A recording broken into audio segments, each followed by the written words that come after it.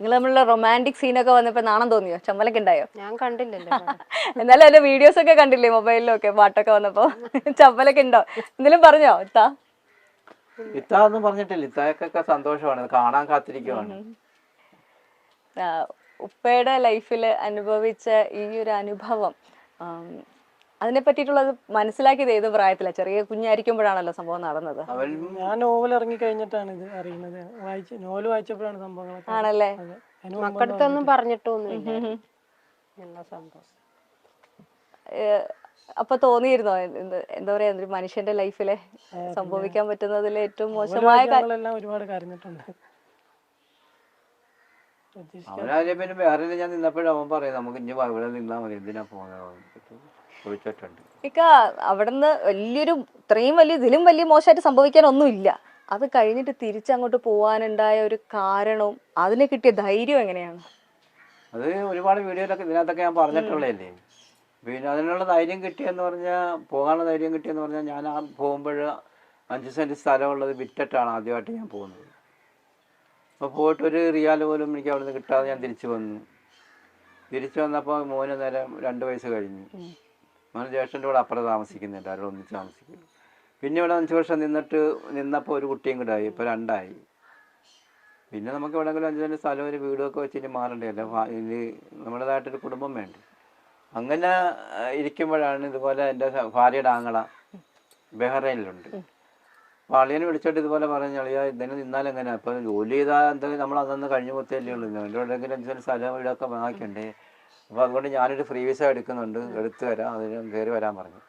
അന്നേരം എൻ്റെ ഭാര്യ പറഞ്ഞു വേണ്ട, ഇനി നമുക്കുള്ളത് കൊണ്ടൊക്കെ ജീവിച്ചാൽ മതി, പോകണ്ട എന്നൊക്കെ പറഞ്ഞാണ്. അന്നേരം എനിക്ക് പോകണ്ട എന്നുള്ള ഇതില്ല. കാരണം അന്നേരം പിന്നെ നമ്മുടെ മനസ്സിൽ ഇതല്ലേ, ഇപ്പം നമ്മൾ കൂലിപ്പണി ചെയ്താൽ കിട്ടിയ അന്നത്തെ ചെലവിനുള്ള കാശ് അതങ്ങ് പോത്തേ നടന്നു പോകും. അത് നമുക്ക് പിന്നെ മിച്ചം വരത്തില്ല.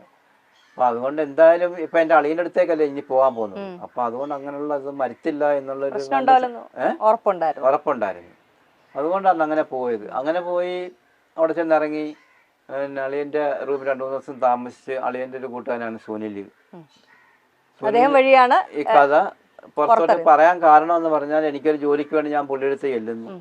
അപ്പോൾ പുള്ളിയുടെ ഒരു ജോലിയുണ്ട്. അന്നേരം പുള്ളി പറയുന്നത് ഞാൻ ആ ജോലി ചെയ്യത്തില്ല. അന്നേരമാണ് ഞാൻ പറഞ്ഞത് ഞാൻ ചെയ്തപോലുള്ള ജോലി ലോകത്താരും ചെയ്ത് കാണത്തില്ല. അതുകൊണ്ട് അന്നേരം പുള്ളി പറഞ്ഞാൽ എന്ത് ജോലിയാണെന്ന് ചോദിച്ചപ്പോഴാണ് ഈ കഥ പറയാൻ തുടങ്ങി. കഥ പറഞ്ഞു കഴിഞ്ഞപ്പോൾ അയാൾക്ക് ആപ്പാട് വല്ലാതെ ഇതായിപ്പോയി.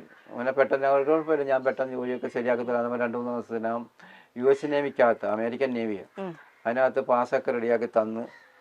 എനിക്ക് പറ്റിയ ഒരു പണി, ഞാൻ ചെയ്യത്തില്ലെന്ന് പറഞ്ഞ പണി എനിക്ക് സ്വർഗം കിട്ടിയ പോലൊരു പണിയായിരുന്നു. ആ പണി ഞാൻ 20 വർഷം ചെയ്തു. 20 വർഷം ചെയ്തിട്ടാണ് ആ മരുന്ന സമയം വരെയും ചെയ്ത് ആ ഒറ്റ പണി തന്നെ ചെയ്തിട്ടുള്ളത്. പണിയെന്ന് പറഞ്ഞാൽ ആക്രി മടക്കുന്ന പണിയാണ്.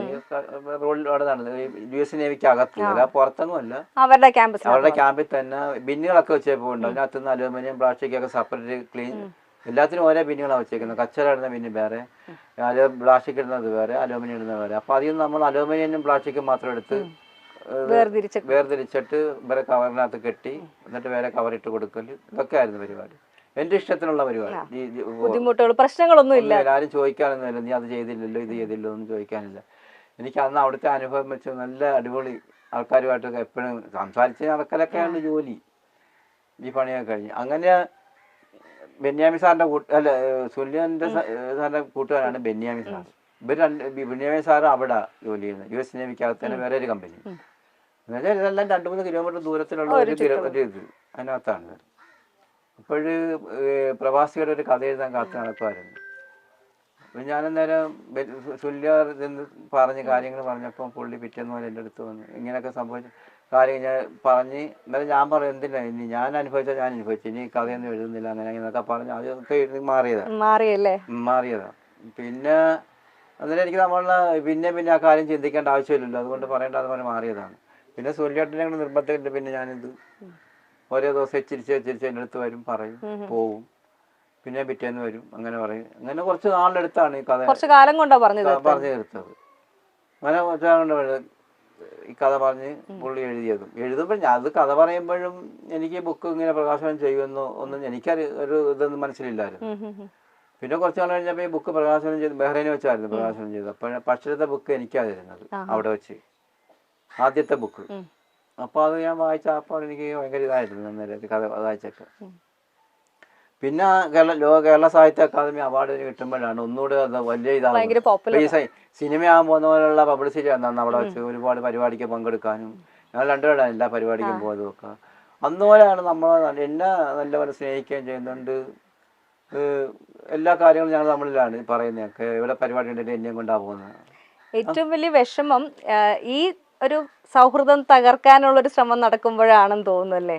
ഒരു മനസ്സിന് ഭയങ്കര വിഷമം. ഇപ്പം ഞങ്ങൾ വരുന്ന സമയത്തും ഇക്കൊക്കെ ഒരു ഭയങ്കര ടെൻഷൻ ഉണ്ടായിരുന്നു, നമ്മൾ പ്രശ്നങ്ങളിലേക്കാണോ ഈ ഇന്റർവ്യൂവും പോകുന്നതെന്ന് അറിയാൻ അല്ലേ? ഇല്ല, നമ്മളിപ്പോൾ ഇപ്പോൾ ഒരു 100-300 യൂട്യൂബുകാരെയും ചാനലുകാരും എല്ലാവരും കൂടെ എനിക്ക് വന്നത് ഒരു ഇപ്പോഴാണ് ഇത് നേരത്തെ. മറ്റേന്ന് പറഞ്ഞാൽ ഇവിടെ അടുത്തടുത്തൊക്കെ ചോദിച്ചു നോക്ക്, ഇവിടെ അവിടെ പടിഞ്ഞാറൊക്കെ മൊത്തം ആണ് ഈ ഒരു യൂട്യൂബുകാരും ചാനലുകാരും ഇങ്ങനെ വന്ന്.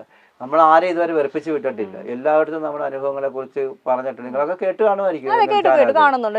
അപ്പൊ അല്ലാതെ നമുക്കൊരു വൈരാഗ്യം മറ്റേതൊന്നും ഇല്ല. അവരുടെ അടുത്ത് പറയുന്ന കാര്യങ്ങൾ നമ്മൾ പറഞ്ഞു കൊടുക്കുന്നു, പിന്നെ പോകുന്നു. പിന്നെ ഇപ്പം ഇങ്ങനെയൊക്കെയുള്ള സംഭവങ്ങളൊക്കെ നടക്കുന്നത്. അന്നേരം പിന്നെ ഇപ്പൊ പടമൊക്കെ ഇറങ്ങി ഇതൊക്കെ ആയി വരുന്നത്. പിന്നെ ഇനി ഇന്റർവ്യൂ എന്തിനെ കൊടുത്തിട്ടൊന്നും ഇനി കാര്യമില്ല. ഇന്റർവ്യൂ എടുത്തതുകൊണ്ടാണ് കുറച്ചൊക്കെ ഇത് എല്ലാവരും അറിയാനും പറ്റും, ഇപ്പൊ നല്ല രീതിയിൽ ഓടാനും എല്ലാം കാരണം. ഈ ഒരു എന്താ പറയാ, പ്രശ്നങ്ങളൊക്കെ നടക്കുന്നുണ്ടെങ്കിലും നമ്മളുടെ ലൈഫ് ആൾക്കാരിലേക്ക് എത്തുകയാണ്. നമ്മൾ പേരും പ്രശസ്തിയും എന്നൊക്കെ പറയുന്നത് എല്ലാവരും ആഗ്രഹിക്കുന്ന ഒരു കാര്യമാണ്. നമ്മൾ ചില സമയത്ത് നമ്മളുടെ സന്തോഷത്തിൻ്റെ കഥകളായിരിക്കാം നമ്മളെ പ്രശസ്തിയിലേക്ക് എത്തുക. പക്ഷേ ഇക്കടെ ലൈഫിലെ ഏറ്റവും മോശമായ കാര്യം അല്ലെങ്കിൽ മറക്കാൻ ആഗ്രഹിക്കുന്ന കാര്യമാണ് അല്ലെങ്കിൽ നമ്മൾ സാധാരണക്കാരൊരു ആഘോഷമാക്കി ഒരു സിനിമയായി കാണുന്നത്. ആ സമയത്ത് ഇങ്ങനെ തോന്നുന്നു, അയ്യോ ഞാൻ വീണ്ടും വീണ്ടും എനിക്കിനി കാണുമ്പോൾ എൻ്റെ വിഷമം എനിക്ക് മറക്കാനുള്ള ഒരു അവസ്ഥ ഇല്ലല്ലോ എന്ന് അങ്ങനെ തോന്നുന്നുണ്ടോ? അല്ല, ഇപ്പൊ ഈ പടം കൂടെ ഒക്കെ കണ്ടപ്പോൾ ഓരോ രാജ്യങ്ങൾ മൊത്തം കാണുമല്ലേ, അപ്പോൾ അതുകൊണ്ട് സന്തോഷം തന്നെ ഉണ്ട് ഇപ്പോഴും. നമ്മൾ മറക്ക എന്ന് പറയും, നമ്മൾ ഈ അന്ന് ഞാൻ വേറെ വെച്ച് കഥ പറയുമ്പോൾ ഞാൻ മറക്കാനായിട്ടുള്ള ഇതായിരുന്നു. പക്ഷെ അന്നേരം എനിക്ക് എഴുതണം എന്നുള്ള ഇതൊന്നും ഇല്ലായിരുന്നു. പിന്നെ ബെന്യാമിൻ സാറിപ്പോൾ അത് എഴുതിയത് കൊണ്ടാണ് ലോകം മൊത്തം അറിയാനും നമുക്ക് ഇപ്പം എനിക്ക് പോകാൻ പറ്റാത്ത സ്ഥലങ്ങളിലൊക്കെ ഒരുപാട് സ്ഥലത്ത് പോകാനും ഒക്കെ സംഭവിച്ചത്. ഇപ്പം ഞങ്ങൾ ഇനി 2-3 ദിവസത്തേക്കുള്ള ഞങ്ങളിപ്പോൾ ഇതുപോലൊരു പിന്നെ സ്മാർട്ട് ട്രാവൽസുകാർ ദുബൈയിൽ ഞങ്ങളെ ഫാമിലിയെ മൊത്തം കൊണ്ടുപോവാണ്. അങ്ങനെയൊക്കെ ഇതെല്ലാം ഇതുകൊണ്ടൊക്കെ തന്നെയല്ലേ ഒരു സെലിബ്രിറ്റിയായി മാറിയല്ലേ ഇപ്പൊ? ശരിക്കും പറഞ്ഞു കഴിഞ്ഞാൽ ഉദ്ഘാടനങ്ങളൊക്കെ ഉണ്ട്. ഇപ്പൊ ഒരുപാട് ഉദ്ഘാടനങ്ങളും. ഇന്നലെ പായ്പാട് ചുണ്ട് ഞാൻ ഉദ്ഘാടനം ചെയ്തു. പായ്പാട് ചുണ്ട് പുതിയത് വള്ളം ഇറക്കുമായിരുന്നു. അപ്പൊ ഇന്നലെ രാവിലെ അവിടെ പോയത് ഞാനായിരുന്നു ചെയ്തത് ഒക്കെ. അപ്പോൾ ജനങ്ങൾ മൊത്തം ഇപ്പൊ ഇത് നമ്മുടെ സെൽഫി എടുക്കാനും മറ്റേനും മറിച്ചതിനും ഒരു എന്ന് അമ്പലത്തിൽ ഇന്നലെ പോയിട്ട് അമ്പലത്തിലും അതുപോലെ തന്നെ. നമുക്ക് വിലപ്പെട്ട ഒരുപാട് കാര്യങ്ങൾ ഇല്ലാണ്ടാവുമ്പോഴാണ് നമുക്ക് ശരിക്കും മനസ്സിന് ആവശ്യമുള്ളത് എന്താണ്, അല്ലെങ്കിൽ നമ്മുടെ ശരിക്കുള്ള ഇഷ്ടങ്ങൾ എന്താണ്, ആഗ്രഹങ്ങൾ എന്താണെന്ന് മനസ്സിലായി. അപ്പം ലൈഫിലെ ഏറ്റവും മോശമായ അവസ്ഥ കഴിഞ്ഞ് തിരിച്ചെത്തിയ സമയത്തായിരിക്കും എനിക്ക് ലൈഫിൽ വേറെ ഒന്നുമില്ല, ഇത് മാത്രം മതി. അങ്ങനെ എന്തെങ്കിലും ഒരു പ്രത്യേക സാധനം, ഒരു സ്വാതന്ത്ര്യമാണോ, നല്ല ഭക്ഷണമാണോ, അതോ കുടുംബമാണോ, എന്താണ് പെട്ടെന്ന് തോന്നിയത്? എനിക്ക് വേറെ ഒന്നും വേണ്ട, ഈ ഒരു കാര്യം മാത്രം മതി, അങ്ങനെ എന്തെങ്കിലും തോന്നിയിരുന്നോ? തോന്നിയിട്ടുള്ളതെന്ന് പറഞ്ഞാൽ ഞങ്ങളുടെ കുടുംബമായിട്ട് നമ്മൾ സന്തോഷത്തോടെ ഇവിടെ തന്നെ എന്തെങ്കിലും ഒരു കൂലിപ്പണി ചെയ്ത് നല്ല സന്തോഷത്തോടെ ജീവിക്കണമെന്ന് മാത്രമാണ് എനിക്ക് തോന്നിയിട്ടുള്ളത്. ഞാൻ അന്ന് അവിടെ നിന്ന് പിന്നെ ചാടി വന്ന് ഇവിടെ വീട്ടിൽ ആദ്യമായിട്ട് വന്ന് കയറുമ്പോൾ എൻ്റെ വാപ്പ ഉണ്ടെന്ന്. വാപ്പ വന്ന് പറഞ്ഞിട്ട് മോനെ നീ നിന്റെ വാപ്പ വന്നെന്ന് പറയുമ്പോൾ നിന്റെ വാപ്പ എന്ന് പറഞ്ഞ് തിരിച്ച് അങ്ങ് പോയി. ഇതൊരു മുട്ടയടിച്ച ഒരാളാണെന്നും പറഞ്ഞ് ആ ചെറിയ പ്രായത്തിൽ. പക്ഷെ എന്നാലും എനിക്കതല്ലായിരുന്നു. കാരണം ഞാൻ അത്രയും നാളവിടെ ജോലി ചെയ്തും ഒരു മോനോട് ഒരു മുട്ടായി പോലും അവന് കൊടുക്കാൻ പറ്റാത്ത ഒരു ഭയങ്കര ഒരു വിഷമം അന്നേരം എനിക്ക്. നമ്മളത് കരഞ്ഞു പോയി അന്നേരം. അതൊക്കെ അതൊരു ഭയങ്കര ഫീലിംഗ് അതൊക്കെ അന്നേരം. പിന്നെ എനിക്ക് ദൈവത്തിൻ്റെ അനുഗ്രഹം കൊണ്ട് ഞാൻ 10 പ്രാവശ്യമെങ്കിലും പറഞ്ഞ് പോയിട്ട് അവൻ്റെ കാര്യങ്ങൾക്ക് ഇഷ്ടം പോലെ കൊടുക്കാൻ പറ്റാത്ത കാര്യങ്ങൾ സാധിച്ചൊരു സന്തോഷമുണ്ട്. നമ്മൾ ഒരു സമ്പാദ്യം ഉണ്ടാക്കുക എന്നുള്ള ഉദ്ദേശത്തോടുകൂടി ലൈഫ് ഒന്ന് സെക്യൂർ ആക്കാൻ വേണ്ടിയിട്ടാണല്ലോ ജോലിക്ക് പോകുന്നത്. എല്ലാ കഷ്ടപ്പാടുകൾക്കും ഒടുവിൽ ആ ഒരു ചെറിയ സമ്പാദ്യമെങ്കിലും ഉണ്ടാക്കാൻ സാധിച്ചോ? ലൈഫ് വേറെ പോയി കഴിഞ്ഞാണ് ഈ 5 സെന്റ് സ്ഥലം ഈ വീടും മേടിക്കുന്നത്. ഈ വീടല്ലേ? ഈ വീട് എൻ്റെ മകളെ കല്യാണം കഴിച്ച് വിട്ട് എൻ്റെ ബാധ്യതകളെല്ലാം കഴിഞ്ഞ് പിന്നെ നമ്മൾ ഇവിടെ എന്തെങ്കിലും കൂലിപ്പണി ചെയ്ത് ഇങ്ങനെ ജീവിച്ച് ഞങ്ങൾ പോവാണ്. പിന്നെ ഇപ്പഴും അവനും ഇതുപോലെ അവിടെ ഉണ്ടായിരുന്നു, ഇപ്പോഴും പണിക്ക് പോകുന്നുണ്ട്. എപ്പോഴും പോകുന്നു. ഇപ്പൊ ഈ പടം റിലീസായാലും പിന്നെ ഇതുവരെ പോകാൻ പറ്റിയിട്ടില്ല, തിരക്ക് തിരക്ക് കാരണം പോയിട്ടില്ല. ആ പിള്ളേരൊക്കെ വിളിക്കുവാണിക്കാ വരണം, അങ്ങനെയാണ് ഇങ്ങനെയാണെന്നും ചോദിച്ച് ഇന്നും വന്ന് വിളിച്ചു. എന്ത് പണിക്കൊക്കെ പോകുന്നു? വല കണ്ടിട്ടുണ്ട്. ഇന്നും ഒരു മീനെ കൊടുത്തു വിട്ടില്ല, അവര് പിള്ളേരെ പിടിച്ചിട്ട് പിടിച്ചിട്ട് ഇന്നും കൊടുത്തു വിട്ടു. അവരുടെ ഇതുവരെ പൈസ കൊടുത്ത് ഞാൻ മീൻ മേടിച്ചിട്ടില്ല. ഇപ്പൊ അതില് പിന്നെ അവരുടെ അവിടെ പോയില്ല, പിന്നെ നേരെ ഫ്രണ്ടില് കടലാണ് കേട്ടോ. അതെ അതെ അതെ, അത് തന്നെ. കടലിനോട് ഭയങ്കര ഇഷ്ടമാണോ? കടലിനോട് ഇഷ്ടം, കടലല്ലേ നമ്മുടെ ജീവിതം. ഗൾഫിൽ പോണതിന് മുന്നേ കടലിൽ പണിക്ക് പോകും. കടലിലെ പണിയെന്ന് പറഞ്ഞാൽ ഈ മീനൊക്കെ ഉണക്കുന്ന ജോലിയാണ് എന്റെ വാപ്പായ്ക്ക് വെക്കുക. ഒന്ന് ഇതുപോലൊന്നും അല്ല, കടപ്പുറം അങ്ങ് വരെ ഉണ്ട്, കല്ലുമൊന്നും ഇല്ലായിരുന്നു. ഇവിടെയൊക്കെ വള്ളം പിടിക്കുന്ന സ്ഥലങ്ങളൊക്കെ ആയിരുന്നു. അപ്പോൾ അതൊന്നും മീനുകളൊക്കെ ഉണ്ട്. ഞങ്ങളന്നേരം ചെറുപ്പത്തിലതൊക്കെ ആയിരുന്നു. അതുകൊണ്ട് അന്നത്തെ ആ ബുദ്ധിമുട്ടൊക്കെ കൊടുത്ത് വിദ്യാഭ്യാസം വലുതായിട്ട് കൊണ്ടുപോകാൻ പറ്റിയിട്ടില്ല.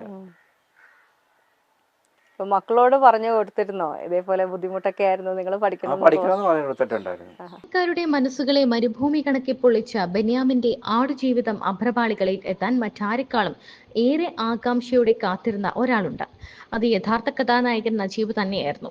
ആലപ്പുഴ ആറോട്ടുപുഴ പത്തിശ്ശേരിൽ ജംഗ്ഷന് തെക്ക് ഭാഗത്ത് തറയിൽ വീട്ടിൽ ഷുക്കൂർ എന്ന വിളിപ്പേരുള്ള നജീബിന് ഇത് കഥയല്ല, തന്റെ ജീവിതം തന്നെയാണ്. മരുഭൂമിയിൽ താൻ കരഞ്ഞു തീർത്തതും വായനക്കാരെ കരയിച്ചതുമായ ജീവിതത്തിന്റെ ദൃശ്യാവിഷ്കാരം കാണാൻ നജീബും കാത്തിരിക്കാൻ തുടങ്ങിയിട്ട് നാളേറെയായിരുന്നു. പിന്നീടാണ് ആ സിനിമ അഭ്രപാളികളിൽ എത്തിയതും. എന്നാൽ അതിനുശേഷം എത്തിയത് നിരവധി വിവാദങ്ങളും വിമർശനങ്ങളും ഒക്കെയാണ്. നജീബിന്റെ ജീവിതം ഇന്നും സത്യം പറഞ്ഞാൽ വളരെ വലിയ സാമ്പത്തിക സ്ഥിതിയിലൊന്നുമല്ല. സാധാരണക്കാരായ ഒരു കുടുംബം തന്നെയാണ് അദ്ദേഹത്തിൻ്റെത്. തന്റെ കുടുംബം ചെയ്തു പോകുന്ന ജോലികളൊക്കെ തന്നെയാണ് ഇന്ന് ബെന്യാമും നാട്ടിൽ ചെയ്തു പോകുന്നത്. ബെന്യാമിന്റെ ആടുജീവിതം മരുഭൂമിയിലെ നജീബിന്റെ തീക്ഷ്ണമായ ജീവിതത്തെക്കുറിച്ചാണ് പറയുന്നത്. നായകനായ നജീബ് പിന്നീട് ഒരിക്കലും കടൽ കടക്കില്ലെന്നായിരിക്കും വായനക്കാർ വിശ്വസിക്കുക. എന്നാൽ താങ്ങാനാകാത്ത ജീവിത പ്രയാസങ്ങൾ നജീബിനെ വീണ്ടും മണലാരണ്യങ്ങളുടെ നാട്ടിൽ എത്തിച്ചു എന്നതാണ് കഥയുടെ ബാക്കിപത്രം. പിന്നീട് അവിടെ ജീവിച്ചു തീർത്തത് 2 പതിറ്റാണ്ട് കാലമാണ്. ഒടുവിൽ മരുഭൂമി സമ്മാനിച്ച കനലും കുളിരും മനസ്സിൽ ബാക്കി വെച്ച് നീണ്ട കാലത്തെ പ്രവാസ ജീവിതം മതിയാക്കി നജീബ് നാടണയുകയും ചെയ്തു. ഇപ്പോഴും ജീവിതത്തിന്റെ രണ്ടറ്റം കൂട്ടിമുട്ടിക്കാൻ നജീബ് നാട്ടിൽ കൂലിപ്പണി ചെയ്യുകയാണ്. തന്റെ ജീവിതം അഭ്രപാളികളിൽ എത്തുമ്പോഴെങ്കിലും ദുരിതക്കയത്തിൽ നിന്നും കരകയറാൻ കഴിയും എന്ന പ്രതീക്ഷയിലാണ് നജീബ്. പ്രവാസ ജീവിതത്തിലേക്ക് കാലെടുത്തു വെച്ച് സൗദി അറേബ്യയിൽ 2 വർഷത്തിലേറെ കാലം അനുഭവിച്ചു തീർത്ത ആടുജീവിതം മനസ്സിന്റെ വിങ്ങലായി ഇന്നും അവശേഷിക്കുമ്പോൾ, 2ാം ഘട്ടത്തിൽ ബഹ്റൈനിൽ കഴിഞ്ഞ 2 പതിറ്റാണ്ട് മനസ്സിന് കുളിരാണ് സമ്മാനിച്ചതെന്നാണ് നജീബ് പറയുന്നത്. അവിടെ വെച്ചാണ് ബെന്യാമിൻ തന്റെ ജീവിതകഥ പകർത്തുന്നത്. കഥയ്ക്ക് ശേഷം ചുട്ടുപൊള്ളുന്ന പ്രവാസ ജീവിതത്തിലേക്ക് എടുത്തെറിയപ്പെട്ട നൂറുകണക്കിന് ഹതഭാഗ്യരുടെ പ്രതീകമായി നജീബ് മാറി. എന്നാൽ ഈ കഥയിലെ പല കഥകളും തന്റെ യഥാർത്ഥ ജീവിതത്തിൽ നടന്നതല്ല എന്ന വസ്തുത കൂടി നജീബ് തുറന്നു പറയുന്നുണ്ട്. കഥാകാരന്റെ ഭാവനയും ഇതിൽ ഉൾപ്പെടുത്തിയിട്ടുണ്ട്.